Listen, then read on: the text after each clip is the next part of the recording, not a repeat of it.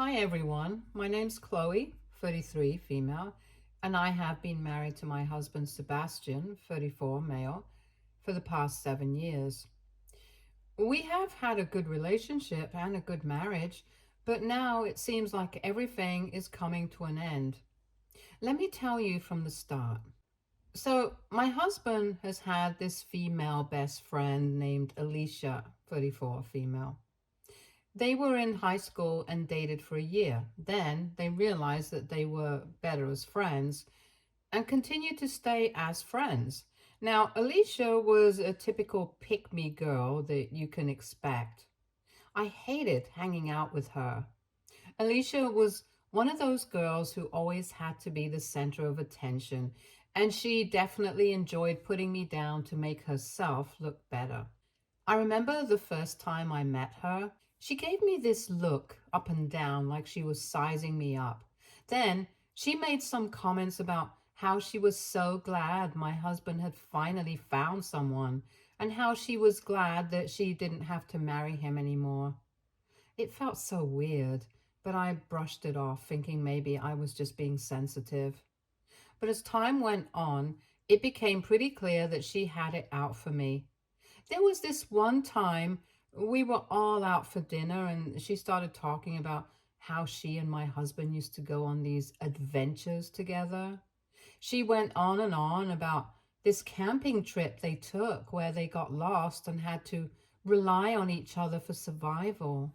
She made it sound like some epic romance, and I just sat there feeling like a third wheel. Then there was the time we were at a party and Alicia decided to tell everyone about how my husband used to have this huge crush on her back in high school. She laughed about it, saying how he was always trying to impress her and how she thought it was cute. I could see my husband squirming in his seat, clearly uncomfortable, but Alicia just kept going on. It was like she wanted to remind everyone, especially me, that she was his first love or something. The worst, though, was probably last Christmas. We were all at my in-laws' house, and Alicia had come over with this elaborate homemade pie. She kept going on about how she learned to make it from scratch and how it was my husband's favorite. When I mentioned that I had baked cookies for the occasion, she gave me this pitying look and said, "Oh, that's sweet. I'm sure your cookies are delicious too." Now, I know it doesn't sound so mean, but the way she said it was so bitchy and condescending, I could have screamed. To make matters worse, my husband didn't seem to see how awful she was. He insisted that she was just being friendly and that I was overreacting. He kept reminding me that they have a lot of history and that she meant no harm. But it felt like every time we were around her, she was trying to undermine me and make me feel small. I tried talking to my husband about it, but it always turned into a fight. He got defensive, saying that Alicia was just his friend and that I was being paranoid. It's like he couldn't see how toxic she is, and it made me feel like I'm the crazy one. I even considered trying to distance myself from her, but it was hard because she was such a big part of my husband's life. However, the problem was that Sebastian had known Alicia for a long time, and even his family was quite fond of her, so it was very difficult for me to share this with him. The one time I did, he told me that she was just a friend and that I was just being insecure. However, I started to notice how Sebastian's mom, Regina, 66, female, acted towards Alicia and me. She always tried to compare us and preferred Alicia over me. I will admit that I felt pretty bad because of this. For instance, Regina would always invite Alicia to family dinners without consulting me first. She'd call Alicia practically family, which felt like a slap in the face. At one of these dinners, Regina went on and on about how Alicia had such a natural talent for cooking, while subtly implying that my cooking was just okay. She even asked Alicia for her recipe for a dish that I had made, as if Alicia's version would automatically be better. Another time, during a family gathering, Regina made a comment about how lucky Sebastian was to have two such beautiful and talented women in his life. But then she added, looking at Alicia, some people just have that natural charm and grace. It was clear who she was talking about, and it wasn't me. It felt like Regina was always finding ways to highlight Alicia's supposed superiority. Despite all of this, I loved Sebastian a lot, and I tried my best to get over it.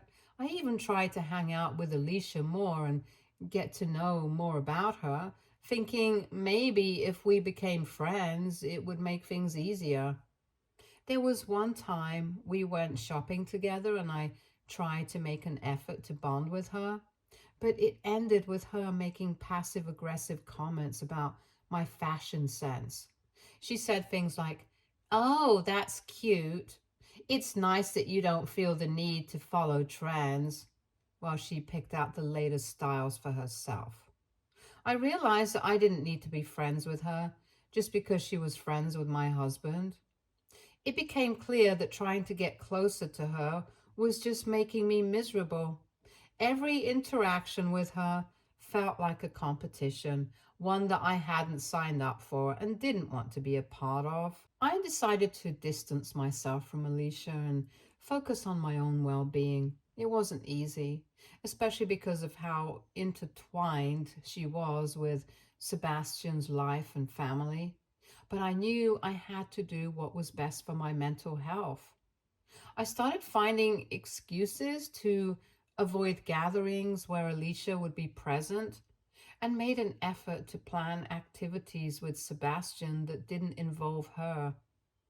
A few years ago, when I was pregnant with my son, Jamie, 7, male, I was really looking forward to starting this new life with my new family. However, the day I went into labor, I couldn't reach Sebastian. I had to call my best friend who took me to the hospital and was in the delivery room with me. Sebastian came to the hospital 5 hours after Jamie was delivered. When I asked him where he was, he told me Alicia's marriage had just ended and he was consoling her. I was furious. I did feel bad about her marriage ending, but I needed him, and he had picked her over me and our baby. I told him that he could not see the baby until he broke everything off with Alicia and swore on Jamie that he would never see her again.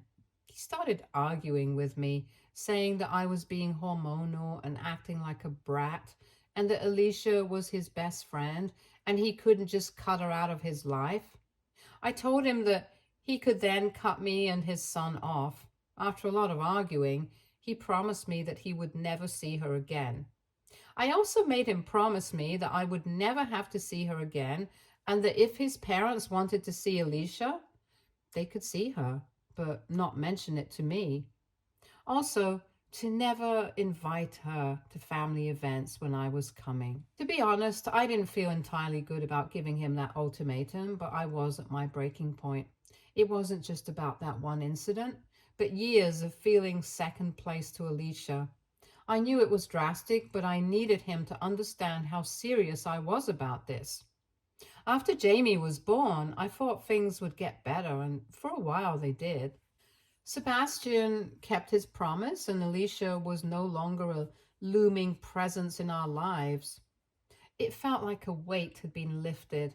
Regina wasn't too happy about it at first, but she eventually came around when she saw how happy Sebastian and I were. Family events became less stressful, and I started to feel more at ease. Despite this improvement, there were moments when the past would creep up. For instance, one evening, Regina made a comment about how she missed Alicia's baking during Christmas. I had to remind myself to breathe and let it go. It was clear that Alicia still had a place in their hearts, and while it stung, I understood that years of friendship and family ties don't just disappear. There was also the time when Sebastian's old friend group had a reunion. They wanted to invite Alicia, and Sebastian had to explain the situation to them. It was awkward, and I could see it pained him to exclude her. But he did it for our family. Another challenge was rebuilding trust. The incident during Jamie's birth had left a scar. There were times when I would wonder if he resented me for making him choose, and I had to work through those insecurities. Counseling helped us a lot during this period. We learned to communicate better, and Sebastian started to see things from my perspective. He realized how much his prioritizing Alicia had hurt me over the years. Everything was going well, and a few years passed after that. I honestly thought that this was all behind me and that I didn't have to worry about this ever. Since my son has grown up now, sometimes I ask my mother-in-law, Regina, to babysit, especially during the hours I work. It's only for a few hours every day at a time and sometimes on weekends. However, ever since she started babysitting my son, I have noticed that Jamie's attitude towards me has changed completely. He is no longer the sweet son who loved to hug me whenever he saw me. Now he throws tantrums and seems so different. For example, Jamie used to be excited when I came home from work, running to give me a big hug. Now he barely acknowledges me and sometimes even refuses to talk to me. He used to love our bedtime stories, but now he insists that Grandma tells better stories and doesn't want me to read to him anymore. It's heartbreaking. I've also noticed that Jamie has started saying things that sound suspiciously like Regina's opinions. He'll say things like, Grandma says you should spend more time with me, or Grandma makes the best food, not you. It's like he's parroting what she says. And it makes me wonder what she's telling him when I'm not around. One time we were out shopping and Jamie threw a massive fit because I wouldn't buy him a specific toy. He screamed, Grandma would get it for me. It was so embarrassing and out of character for him. He never used to behave like that. When I tried to explain why he couldn't have it, he just kept saying that Regina always lets him have what he wants. Things came to a head a few weeks ago when Jamie refused to come home after spending the day with Regina. He said, I want to stay with Grandma. She's nicer to me. I was devastated. I tried to talk to Regina about it, but she brushed it off, saying that Jamie was just being a typical kid and that I shouldn't worry, but it's hard not to. I've also noticed Jamie's behavior has changed in other subtle ways. He's become more defiant, often ignoring my requests or doing the exact opposite of what I ask. Simple things like asking him to clean up his toys or put on his shoes have become daily battles. It's like he's testing me constantly and it's exhausting. Another thing that has really bothered me is that Jamie has started making comparisons between me and Regina. He'll say things like, Grandma's house is more fun, or Grandma lets me watch whatever I want. It feels like he's being pitted against me, and I don't know how to handle it. I've tried to talk to Sebastian about it, but he just thinks I'm overreacting again. I tried to spend more one-on-one time with Jamie to rebuild our bond. We went to the park, baked cookies, and even had movie nights with his favorite films. But no matter what I did, it felt like Regina's influence was overshadowing my efforts. It had gotten to the point where I dreaded leaving him with her, but I didn't have many other options for childcare at that time. I didn't think much of it and thought that this was just part of growing up. But about a week ago, he told me that he misses his new mommy. I was surprised and asked him who his new mom was. But he didn't say anything and ran back to his room. I was worried about his reaction, so I did something that I'm not proud of. I read his diary, and in that, I found that the new mom he had been talking about was Alicia. He had written in his diary that Alicia is so nice. She gives me candies, but Dad says we can't tell Mommy or she will not let us see Alicia. I was heartbroken. Not only because my son was calling someone else the new mommy, or that my mother-in-law had let my son see Alicia and broke my boundaries, but that they had made my son lie to me. There were several other pages where he had talked about Alicia. He wrote about how she took him to the park, bought him toys, and even taught him how to ride a bike. These were all things I wanted to experience with him, and it felt like they were being stolen from me. I confronted Sebastian about it that night. He was defensive at first, saying that Jamie must have misunderstood things and that he never meant to go behind my back. But the diary entries were clear, and there was no denying that he had crossed the line. He admitted that he had taken Jamie to see Alicia a few times, thinking it wouldn't hurt since Jamie seemed to like her. He didn't understand how much it hurt me to be kept in the dark and undermined. I felt betrayed, not just by Sebastian, but by Regina as well. She had clearly been facilitating these visits, knowing full well that I wouldn't approve. It was like she didn't respect my role as Jamie's mother or my right to set boundaries for our family. I called her out on it and she just shrugged it off, saying that she was just trying to keep everyone happy. Jamie's diary entries also revealed that Regina had been telling him that Alicia was like a second mom to him. No wonder he was so confused and acting out. He didn't know who to listen to or how to reconcile the conflicting messages he was getting from the adults in his life. It was heartbreaking to think about the confusion and stress he must have been feeling. I was angry. I waited for Sebastian to come home, and when he did, I asked him about this. He tried to deny it, but the proof was right there, so he couldn't.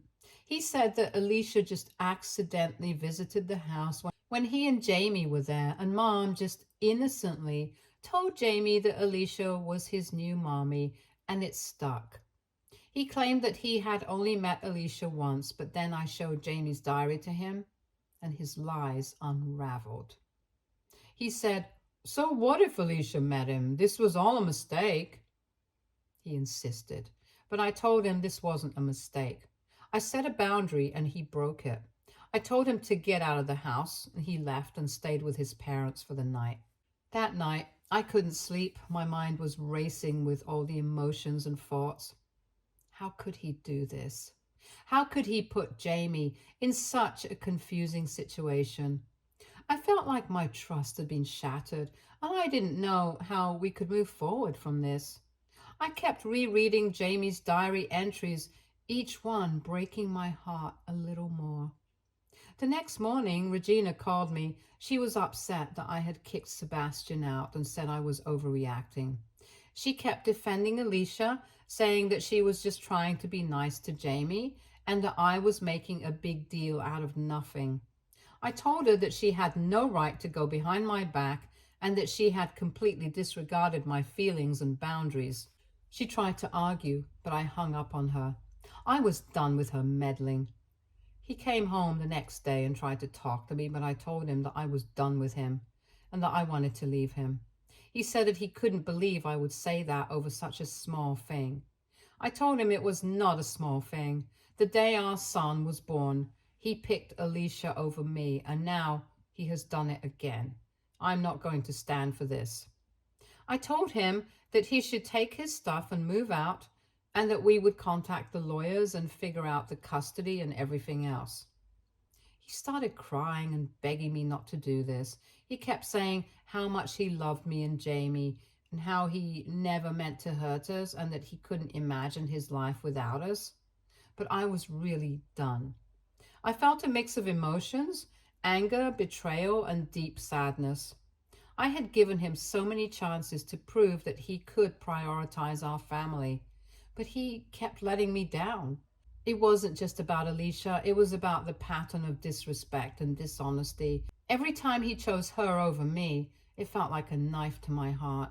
The day Jamie was born was supposed to be one of the happiest days of our lives, but instead, it was marred by his absence and the realization that he would always put Alicia first. Sebastian kept insisting he didn't mean to hurt me, that he was just trying to be a good friend to Alicia, but that wasn't the point. The point was that he consistently disregarded my feelings and the boundaries we had set together. His actions showed me that he didn't respect me or our marriage. As he sat there crying, I felt a strange sense of calm. I knew this was the right decision for me and Jamie. We couldn't keep living in this toxic cycle. Jamie deserved to grow up in a home where his parents respected and valued each other, not one where there was constant tension and deceit. I started packing his things while he watched, still pleading with me to reconsider. He said he would cut Alicia off completely, that he would do anything to make things right, but I couldn't believe him anymore. His promises meant nothing when his actions repeatedly betrayed me. I told him I needed space and time to heal, and that meant he had to leave. As I packed, memories of our relationship flooded my mind. The good times, the laughter, the dreams we had shared. It was hard to let go, but I knew it was necessary. I couldn't keep sacrificing my happiness and self-respect for someone who didn't value them. Sebastian finally left, taking only a suitcase of his essentials. I told him I would arrange a time for him to come back and get the rest of his things when Jamie wasn't around. I wanted to shield our son from as much of this pain as possible. The house felt eerily quiet after he left. I sat down and took a deep breath, trying to process everything. I knew the road ahead wouldn't be easy, but I felt a sense of relief knowing I had made the decision that was best for me and Jamie. I called my best friend and told her what had happened. She was supportive, reminding me that I deserved to be with someone who truly valued and respected me. A few hours later, I started getting calls from everyone. Regina also called me and told me that I was making a big mistake. But I told her that this had nothing to do with her and that she should stay out of it and that she is to blame for this as well. And I hung up on her. As I sat there, I couldn't help but replay the events in my head. I knew deep down that I needed to stand my ground, but the doubt crept in. What if I was overreacting? What if I was breaking up our family over something that could be fixed? This was making me question myself even more. Regina had always been a strong presence in Sebastian's life, and I wondered if I was wrong to push her away, too. My phone buzzed with texts and voicemails from Sebastian, his parents, and even a few of our mutual friends. Most of them were urging me to reconsider, saying things like, "He made a mistake, give him another chance," or "Think about Jamie, he needs both of his parents." It was overwhelming, and I felt like I was being pulled in a million different directions. One message stood out, though. It was from my best friend. She reminded me of all the times I had confided in her about feeling second to Alicia, about how lonely and hurt I felt when Sebastian would dismiss my feelings. She said, "You need to do what's best for you and Jamie. Don't let anyone guilt you into staying in a situation that's damaging to your well-being." But as I am sitting alone in this house, I can't help but feel confused. Am I making a big mistake doing this? Am I taking this too far? What do you guys think? I would love to know. Update 1. Hi everyone. I know it's only been a day since I made the post, but I have a few updates. Things have become so much clearer now. So I had packed essentials for Sebastian, but his iPad was left behind. Normally, I wouldn't have snooped, but I wasn't the same person I was a few days ago, so I opened his messenger apps and checked his chats. And surprise, surprise, I found texts between him and Alicia. And guess this, the texts went back years. As it turns out, he never stopped talking to her. I spent all night going through these texts. I found messages that dated back to shortly after Jamie was born. The messages were heart-wrenching and eye-opening. Sebastian would tell Alicia how much he missed her and that he wished things could be different. He even expressed regret about not being able to openly see her, saying things like, "I hate that I have to keep you a secret from Chloe." In one conversation, Sebastian mentioned, "Sometimes I think about how easy things would be if we were together. I know it's complicated, but I can't help but wish." It was devastating to read how he had been holding on to feelings for Alicia, all while pretending to be committed to our family. The text also revealed how frequently they talked. They had long chats about their lives, their struggles, and their dreams. Alicia would often send Sebastian updates about her life, including personal details and complaints about her own romantic relationships. Sebastian would respond with supportive messages, sometimes even giving her relationship advice. It was clear that their bond went way beyond just friendship. One message from Alicia was particularly painful. She said, "I know we can't be together, but I really cherish what we have. It's been hard without you." To which Sebastian responded, "I feel the same way. I wish things were different. I hate that I can't be more open about how I feel." It felt like a punch to the gut to see how he had been emotionally invested in her while our marriage was falling apart.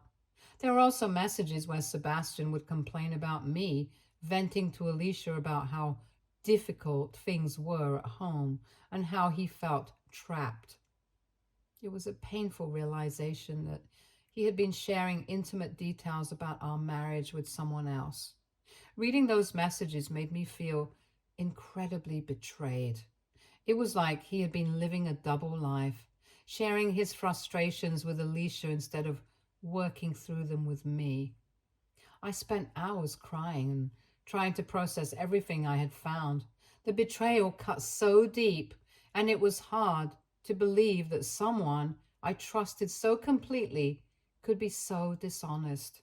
I felt like all the pain and confusion I had been feeling over the past few years suddenly made sense.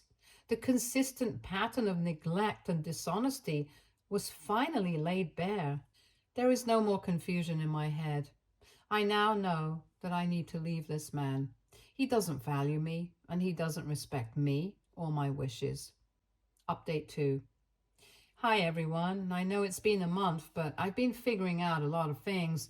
I didn't confront Sebastian about the messages I had found right away. In the meantime, I hired movers to take his stuff to his mother's house where he had been staying. The day they arrived, I got a call from Sebastian, but I didn't pick up. A few hours later, he showed up at my door, crying and asking me how I could do this and that he deserved a second chance. And this was my moment. So I took a deep breath and decided to lay it all out. I told him about everything I found on his iPad, how he had never stopped talking to Alicia, how his secret conversations with her revealed his true feelings. I described the messages where he talked about missing her, regretting that he had to keep her a secret, and feeling trapped in our marriage. I made sure he knew I had read it all, and that I wasn't going to be manipulated by his pleas. I told him, "You've been living a double life, and now you can be with Alicia. You've always wanted this, and now you're free to pursue it without hiding your true feelings." His face went pale, and he started begging and pleading. He said things like, "I didn't mean for things to go this far," and "I'm so sorry, please don't do this." He even tried to guilt trip me, saying, "Think about Jamie, you're breaking up our family." Seeing him like that, crying and desperate, was a mix of pain and oddly satisfying feelings. I felt like I had finally taken control of the situation and stood up for myself. I reminded myself of all the times he had let me down and all the broken promises. I told him I needed him to leave and shut the door in his face. It was a harsh decision, but it felt like the right thing to do. I won't lie, It felt good seeing him cry like that. It was like a form of justice for all the times he had made me feel worthless. The next day, I started the process of formalizing the separation. I contacted a lawyer to discuss the legalities of the divorce and custody arrangements. I wanted to make sure everything was handled properly so that there wouldn't be any issues down the line. I was determined to get everything sorted out as smoothly as possible. Sebastian continued to call and text, trying to apologize and convince me to reconsider. He sent messages like, "I'm willing to do anything to make this right," and "Please, let's talk about this one more time." I didn't respond. I needed space and time to heal, and I wasn't ready to have any more conversations with him. I felt that every time I engaged with him, it was a step backward, and I really need to move forward. So I told him to never text me or call me again, and contact my lawyer if he wants to say anything. After that, I blocked him. Update 3. Hey everyone, let me start by saying thank you for all the support and help during this tough time. Your advice and kind words have really helped me navigate through this mess. I'm still in the process of getting divorced, but Sebastian has finally given up on trying to win me back. It's been a long and difficult journey, but it feels like we're moving towards a resolution. Things with Jamie have been challenging. He's still trying to understand what's going on. He's been asking questions like, "Why isn't Daddy coming home?" And "When can we see Daddy again?" It breaks my heart to see him confused and upset. I've been doing my best to explain things to him in a way that's appropriate for his age. I tell him that sometimes grown-ups need to live in different places, but that doesn't change how much we love him. Hopefully, things will get better with time. Thank you again for all your support and advice. It's been a huge comfort to know that I'm not alone in this. If anyone has gone through a similar experience, I'd love to hear how you manage the transition for your kids and yourself. Stay tuned for more stories from our girl relationships.